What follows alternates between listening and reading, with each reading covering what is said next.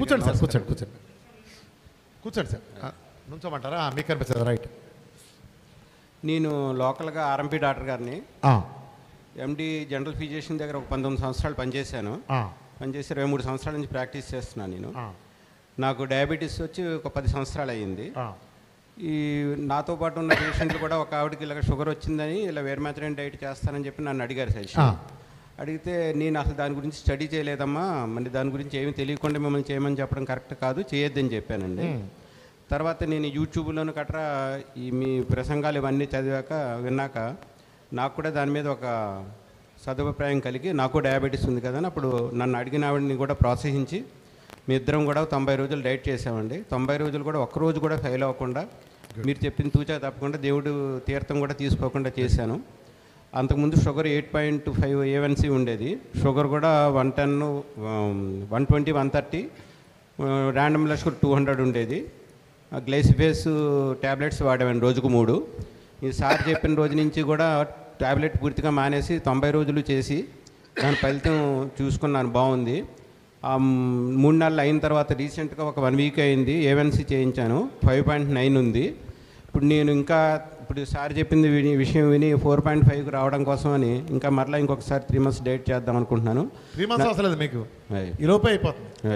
నిజాన్ని నేను 3 months చెప్పట్లేదండి, 3 months చూసుకోమంటున్నాను. 3.21కి చూసుకోండి, 3 నెలల 3 వారాలకు చూసుకోండి. ఓకే సార్, చూసుకోండి. ఓకే. ఆ తర్వాత కూడా ఇప్పుడు 6 ఉందనుకోండి, 5.5 చేయండి. కొంతమంది 4.5 చాలా మంది ఉంటారు, ఓకే సార్, వాళ్ళు ఆపచ్చు.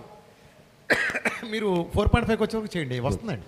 తర్వాత వెయిట్ కూడా బాగా తగ్గాను నేను మా సార్ దగ్గరికి వెళ్ళి భయపడుతూనే సార్ని అడిగాను. ఇప్పుడు డాక్టర్స్ ఎంతవరకు కోఆపరేట్ చేస్తారో అనేది నాకు పూర్తిగా తెలియదు, బట్ నేను సార్ని అడిగాను. మా సారు చెప్పింది ఏంటంటే వెయిట్ లాస్ విషయంలో పూర్తిగా మనం దానికి సపోర్ట్ చేయొచ్చు, చాలా బాగుంది, నేను కూడా ఇది చేశాను.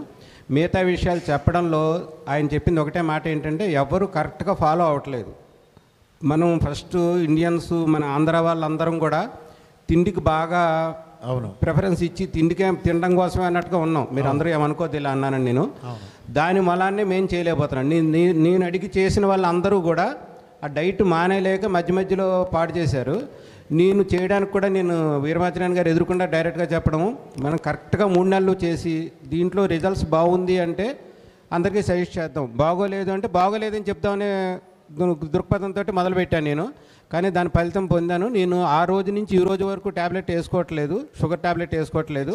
సార్ చెప్పినట్టు రోజుకు 2 times డైట్ తీసుకుంటున్నాను. బట్ నేను వెజిటేరియన్, అలా నాన్ వెజిటేరియన్ తీసుకోకూడదనే పరిస్థితి ఎప్పుడు ఏం చెప్పలేదు ఎవరికి కూడాను. నాతో ఉన్న తోటి ఆర్ఎంపీ డాక్టర్స్ వాళ్ళ ఫ్యామిలీ వాళ్ళు కూడా షుగర్ ఉన్న వాళ్ళు చేశారు, కానీ 1 month, 1.5 months మధ్యలో కూడా ఏదైనా తినేసి అట్లా చేశారు. నా ఇంకో అనుభవం ఏంటంటే నేను కరెక్ట్గా 6th డేని ఈ కోకోనట్ ఆయిల్ తీసుకోవడం అది కొంచెం ఇబ్బంది అయ్యి ఎందుకు వచ్చింది, అన్నాళ్ళు బతుకుతాం, బతికినన్నాళ్ళు శుభ్రంగా బతికాక అని మానేద్దామని అదే రోజు అనుకున్నాను.